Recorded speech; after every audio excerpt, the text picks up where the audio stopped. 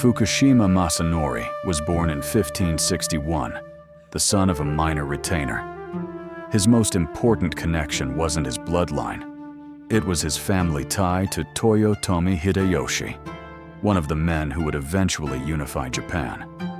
Masanori grew up in Hideyoshi's household, trained alongside his pages, and earned his place not through inheritance, but through sheer, relentless aggression on the battlefield. He was never the most powerful man in the room. He made sure he was always the most dangerous one on the field. At the Battle of Shizugatake in 1583, Masanori was barely 20 years old. The fighting was brutal and fast-moving. While veteran generals calculated and repositioned, Masanori charged, personally hunting down and killing the enemy commander, Higo Shichihei, in single combat.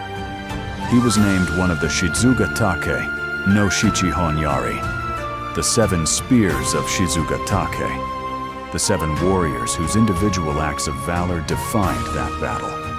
It was the moment that turned a young retainer into a name people remembered. But Masanori was never content to live off a single legend. At Sekigahara in 1600, he fought on the eastern side alongside Tokugawa Ieyasu. When Naomasa charged ahead of the entire army to draw first blood, Masanori, furious at being outpaced, pushed his own forces forward immediately. He refused to be second. He refused to wait. The competition between the two generals became one of the most celebrated rivalries of that battle. After Sekigahara, Masanori was rewarded with the large domain of Hiroshima. But power in peacetime didn't suit him.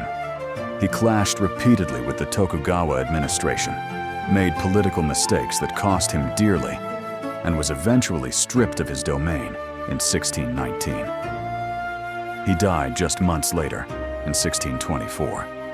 Most people spend their entire lives preparing for a moment they never actually enter. They sharpen the sword, but never draw it. They study the battlefield, but never cross the bridge.